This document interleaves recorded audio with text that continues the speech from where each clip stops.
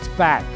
After a battle with the elements, 2 bushfires, lots of other issues, 2012 was the last time apparently one of these trains actually operated. When the engineers first came out here, they came across this huge hill, well, actually 3,600 feet.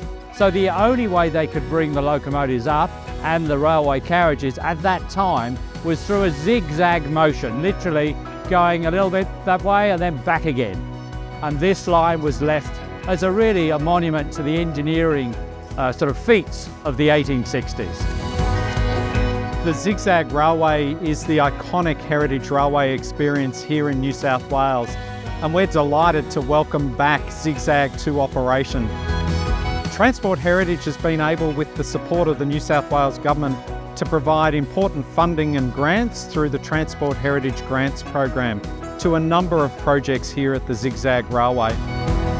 The lifeblood of a heritage railway is indeed its volunteers, and I congratulate everyone who's been involved in bringing Zig Zag Railway back to life today.